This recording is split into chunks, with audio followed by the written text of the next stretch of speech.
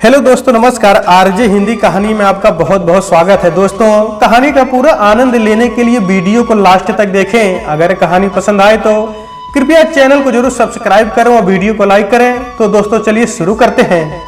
मुझसे शादी करोगी? यह प्रश्न उसके मन मस्तिष्क में रह रहकर गूंज रहा था।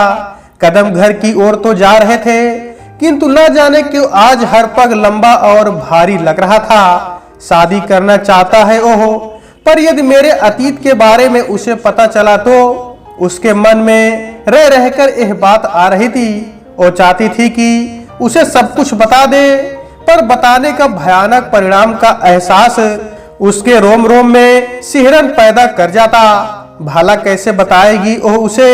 सच जानने के बाद क्या वह उसे इतना प्यार कर पाएगा, उसे अपनाएगा, या ताने देकर गालियां देकर उसे अछूत नीच मानकर छोड़कर चला जाएगा और बदनामी नहीं करेगा? इसकी भी क्या गारंटी है? उसका दिमाग मानो फटने को आ गया। तभी पीछे से आती कार के हॉर्न ने उसे चौंका दिया। उसने सिर उठाकर देखा, वो अपने घर के पास आ चुकी थी। घर का द्वार खुला था। माँ बैठी हुई चावल बीन रही थी। आ गई बेटा? बात हुई उससे? क्या कहा उसने? माँ ने उससे पूछा, लेकिन माँ की बात को अनसुना कर कंधे से अपना पर्स उतारकर मेज पर रखा और मुंह धोने लगी। माँ ने भी चावलों की थाली एक ओर रख दी और अपना प्रश्न दोहराया। अरे क्या कहा उसने? कुछ बात हुई? अरे क्या है माँ, क्यों दिमाग खराब कर रही हो? तुम जाकर एक कप चाय बना दो प्लीज, उसने खींचते हुए कहा। माँ ने उसका माथा छूकर देखा। क्या बात है? तबीयत तो ठीक है? झगड़ा कराई क्या? अच्छा चाय बनाती हूँ। माँ चाय बनाने चली गई और वो सोफे पर लेट गई, हाथ अपने माथे पर रख लिया। उसके कानों में अभी तक अमर के शब्द गूंज रहे थे। मैं तुम्हें बहुत प्यार करता हूँ नैना, मुझसे शादी करोगी? अमर और नैना एक ही कंपनी में नौकरी करते थे। दोनों पिछले 2 सालों से एक दूसरे को जानते थे। अमर ने पहली ही नजर में नैना को पसंद कर लिया था। धीरे धीरे दोनों में घनिष्ठता बढ़ती गई और दोनों एक दूसरे को चाहने लगे। लेकिन अपने दिल की बात कहने में अमर को 2 साल लग गए। नैना भी बहुत कम बोलती थी और कई प्रश्नों के उत्तर में केवल मुस्कुरा देती थी। संभवतः इसीलिए अपने मन की बात उससे कहने में अमर की हिम्मत नहीं हुई। अक्सर वे दोनों ऑफिस से लौटते समय घंटे आधे घंटे हुसैनगंज चौराहे पर स्थित दीदार कॉफी हाउस में बैठ जाते। बहुत हिम्मत जुटाकर आज कॉफी हाउस में अमर ने नैना का हाथ अपने हाथ में लेकर अपने मन की बात कह डाली। एक पल को तो नैना को बहुत अच्छा लगा, लेकिन अगले ही पल वह मानो घबरा उठी। वह बेचैन हो उठी। उसने अमर के प्रश्न का कोई उत्तर नहीं दिया। आधी प्याली कॉफी छोड़कर अपना पर्स उठाकर वहां से निकल आई। अमर ने उसे बहुत रोकना चाहा, सॉरी भी बोला, पर वह ना रुकी। कॉफी हाउस से निकलकर वो सीधे ऑटो में बैठी और घर की ओर चल दी। रास्ते भर अमर का फोन आता रहा, लेकिन हर बार वह फोन काटती रही। उधर अमर भी बहुत परेशान हो गया। उसे समझ नहीं आ रहा था कि शादी की बात पर वह इतना बेरुखा व्यवहार क्यों करने लगी। आखिर ऐसी भी कौन सी गलत बात कह दी उसने? इतने फोन किए पर नैना ने कोई रिस्पॉन्स नहीं दिया। अमर भी विचलित मन से अपने घर चला गया। चाय पी ले। माँ ने चाय का प्याला मेज पर रख दिया। क्या हो गया, कुछ बताएगी भी? माँ ने पास बैठते हुए कहा। वो उठ बैठी। शादी करने को कह रहा है वो। चाय का कप अपने हाथ में लेते हुए नैना ने कहा। माँ ने प्रसन्न होते हुए कहा, तो इसमें मुंह लटकाने की क्या बात है? ये तो खुशी की बात है। तूने क्या कहा? मैं क्या कहती? कुछ नहीं कहा मैंने, मैं चुपचाप चली आई। उसने चाय की चुस्की लेते हुए कहा। ठीक किया, हर समय अपनी हेकड़ी दिखाती हो। हाँ क्यों नहीं कहा उसे? माँ ने कुछ चिढ़ते हुए कहा। मुझे तो तू बेवकूफ समझती है। अच्छा खासा लड़का है, सुंदर है, सभ्य है। सबसे अच्छी बात की उसका व्यवहार बहुत अच्छा है और वह किसी बुरी लत में भी नहीं है। वो तुझसे शादी करना चाहता है तो इसमें बुराई क्या नजर आई जो इतना शौक मना रही हो?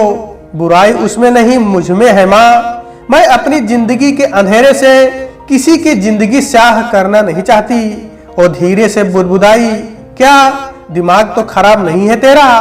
माँ की भवें सिकुड़ गई और रुआसी होकर कहने लगी, मुझसे पूछ, तेरे ब्याह की आस लिए जी रही हूँ। तेरे पिताजी होते तो मैं निश्चिंत रहती, लेकिन उनके जाने के बाद जो कुछ जोड़ बटोर के रख गए हैं तेरे लिए, उसी का सहारा है। अब बिन ब्याही जवान लड़की घर में हो तो कलेजे में चैन कहाँ? और एक तू है जो दिमाग दिखाती रहती है। अरे मुझे इसमें भी कोई गुरेज नहीं कि मेरे ना सही अपने मन से लड़का पसंद कर ले, पर तुझे तो पता नहीं कौन सा 7 समंदर पार का राजकुमार चाहिए। अगर मेरी आंख बंद हो गई तो ना जाने क्या होगा। कहती हुई माँ चावल की थाली उठाकर रसोई में चली गई। नैना भी चुपचाप अपने कमरे में चली गई और माथे पर हाथ रखकर लेट गई। लेटे लेटे वो सोचने लगी, माँ ने कुछ भी तो गलत नहीं कहा। सचमुच अमर बहुत अच्छा लड़का है। वो तो मेरी जिंदगी के अंधेरे को दूर करने को आया है।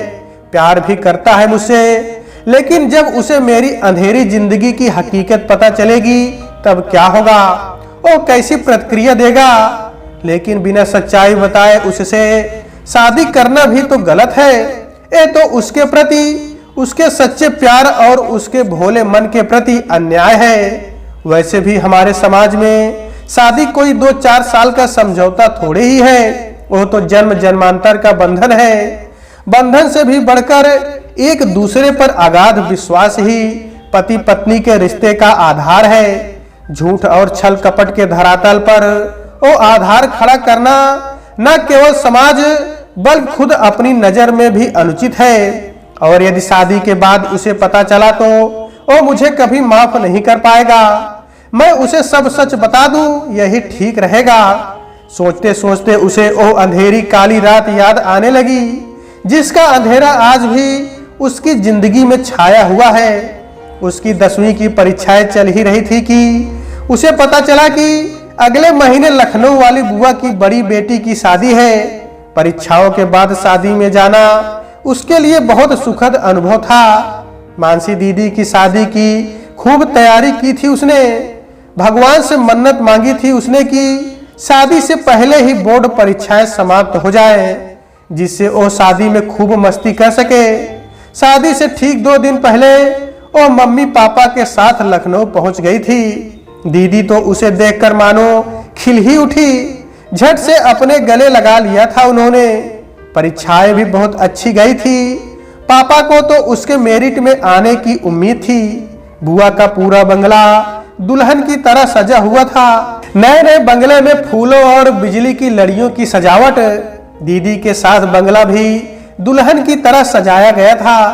बंगले की दूसरी मंजिल पर दीदी का कमरा था। उसी में नैना भी ठहरी थी। अपना सारा सामान लेकर दीदी ने उसे अपने कमरे में ही रुकने का आदेश जो दिया था, वो बहुत उत्साहित थी। रात में दीदी ने अपने जेवर, साड़ियां और गोद में आया हुआ सारा सामान नैना को दिखाया। उसके साथ ही गुदगुदाते और आंख मारते हुए दीदी ने कहा, तेरे जीजा जी का छोटा भाई इंटर का एग्जाम दे रहा है, स्मार्ट है, अगर कहे तो उससे तेरी बात करवाऊं। वो बिल्कुल शर्मा गई थी। दीदी ने उसे बाहों में भर लिया। बातों बातों में ना जाने कब नींद आ गई। सुबह हल्दी की रस्म थी। दिन भर गीत संगीत में कहां कट गया पता ही नहीं चला। सुबह से ही आई दीदी की सहेलियों ने रात में दीदी और उसके हाथों में सुंदर मेहंदी लगाई थी। तभी अचानक दीदी बोली, अरे दोनों हाथों में मेहंदी लग गई, खाना कैसे खाएगी? इतने में बुआ जी 2 थालियों में पूड़ी और सब्जी ले आई और एक एक कौर उसे खिलाने लगी। खाना खाने के बाद बुआ जी दीदी से कुछ जरूरी बातें करने के लिए उन्हें अपने साथ ले गई। अकेले कमरे में वह बार बार अपने गोरे हाथों में लगी मेहंदी को देखती और खुश होती थी। शुरू से ही उसे अपनी बुआ से बेहद लगाव था। उनका फूफा जी का, दीदी का और भैया का व्यवहार उसे इतना अच्छा लगता था कि वह गर्मियों की छुट्टियों में अक्सर लखनऊ आ जाया करती थी। रात के 12 बज चुके थे। मेहंदी लगाकर दीदी की सहेलियां जा चुकी थी। उसे भी नींद आ रही थी। वो वहीं दीदी के पलंग पर लेट गई और सो गई। आधी रात के समय उसे अपने शरीर पर कुछ हरकत पता चली।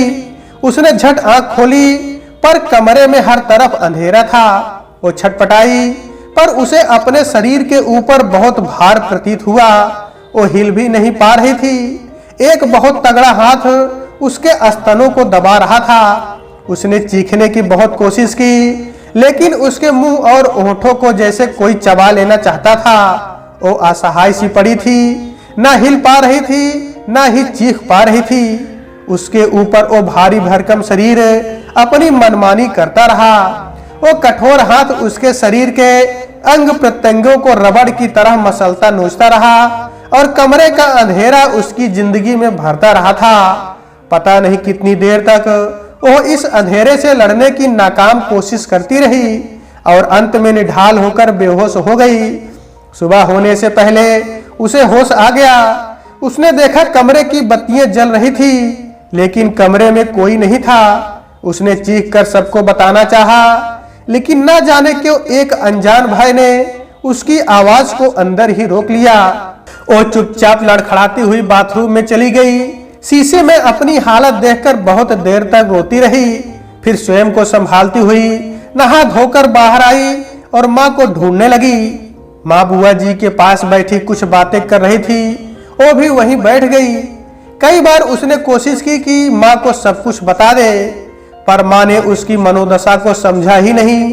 वो तो बुआ जी के साथ शादी की बातचीत में खोई हुई थी। फिर उसने सोचा कि दीदी से कह दे, पर बताएगी क्या कि उसके साथ क्या हुआ है, किसने किया है। उसने तो उसका जानवर रूपी इंसान का चेहरा तक नहीं देखा, तो फिर वो किसी को क्या बताएगी। सोच सोच कर वो पागल हुए जा रही थी। कभी वो नीचे माँ के पास जाकर बैठती, तो कभी इधर उधर बदहवास से घूमती। तभी उसकी नजर सामने पापा के पास बैठे फूफा जी पर पड़ी और उसका दिल धक हो गया। उसने देखा कि फूफा जी के चेहरे पर नाखूनों के निशान थे। वो समझ गई कि रात को वो भारी भरकम शरीर वाला और कोई नहीं बल्कि फूफा जी ही थे। उसका मन हुआ कि वो फूफा जी के वेश में बैठे राक्षस के शरीर में चाकू घोंप दे, पर घायल मृग शावक की भांति निरी सी वो केवल देख ही सकती थी। फूफा जी बहुत सहज रूप से बैठे हुए अपने चेहरे के निशानों पर क्रीम लगाते हुए कह रहे थे। रात एक बिल्ली ऊपर कूद पड़ी, उसी के नाखून लग गए। नैना को सब कुछ लुटा हुआ सा ही लग रहा था। शादी में उसका मन नहीं लगा। मेरठ लौटते ही उसने सारी घटना अपनी माँ को बताई। सुनते ही माँ ऐसी हो गई कि काटो तो खून नहीं। वो अपना सिर पकड़कर धम्म से बैठ गई। वो सोचने लगी कि उसे इस बात पर तभी गौर करना चाहिए जब उनके स्वागत में खड़े फूफा जी ने नैना के सिर और पीठ पर हाथ फेरा था। लेकिन अब क्या हो सकता था, सब कुछ तो लुट चुका था। माँ ने नैना से सब कुछ भूलने के लिए कहा तथा इस घटना का जिक्र किसी से भी न करने को कहा। समय के साथ साथ माँ ने तो अपना जी कड़ा कर लिया, लेकिन उस घटना के बाद नैना की जिंदगी में ऐसा अंधेरा छाया कि उसे अंधेरे से डर लगने लगा। इस वजह से वह रात में सोते समय एक बल्ब अपने कमरे में जरूर जलाए रखती थी। मोबाइल की रिंगटोन ने नैना के मस्तिष्क में चल रही इस घटना की फिल्म को जैसे बीच में ही रोक दिया। उसने फोन की ओर देखा। अमर का फोन था। इस बार उसने फोन अपने कान पर लगा लिया। फोन कान पर लगाते ही उधर से आवाज आई, अरे यार, आई एम सॉरी, पर तुम्हें क्या हुआ? तुम मुझसे साफ मना कर देती। इस तरह उठकर चली आई। Are you okay? मुझे तुमसे कुछ बात करनी है। अमर की बात का जवाब ना देते हुए उसने कहा, अभी आ जाऊं घर या? अमर ने तुरंत पूछा। नहीं, कल जू में मिलना सुबह 7 बजे, कहकर नैना ने फोन काट दिया। अगले दिन सुबह 7:15 बजे नैना जू में पहुंची। अंदर बनी बरामदे में अमर उसका इंतजार कर रहा था। उसे देखते ही उठकर उसकी ओर आया और मुस्कुराते हुए बोला, गुड मॉर्निंग। क्या हुआ? तुम्हारे कल वाले प्रश्न का उत्तर देने आई हूँ, लेकिन उससे पहले तुमसे कुछ कहना है।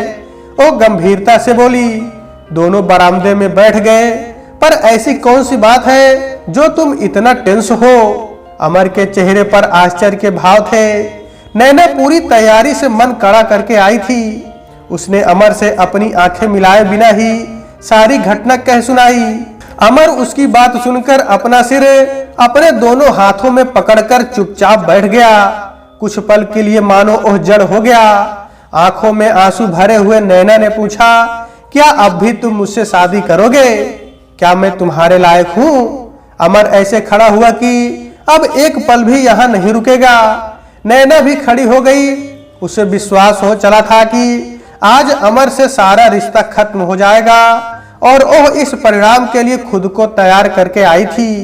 अचानक अमर नैना के पास आकर अपने घुटनों पर बैठ गया और नैना का हाथ अपने हाथ में लेकर उसकी ओर देखते हुए बोला, आई लव यू, क्या तुम मुझसे शादी करोगी? नैना को लगा कि वो सपना देख रही है। उसे अपनी आंखों और कानों पर विश्वास नहीं हो रहा था। उसकी आंखों में आंसुओं की ऐसी झड़ी लगी कि अमर को अपने रुमाल से उसकी आंखें पोंछनी पड़ी। नैना आंखें नहीं खोल पा रही थी। आखिर उसके जीवन का अंधेरा जो मिट गया था। तो दोस्तों, आज के वीडियो में बस इतना ही। कहानी आपको कैसी लगी कमेंट बॉक्स में जरूर बताइएगा। अगर कहानी पसंद आई है तो कृपया चैनल को जरूर सब्सक्राइब करें और वीडियो को लाइक करें। तो दोस्तों, आपसे फिर मिलते हैं अगले वीडियो में। तब तक के लिए नमस्कार।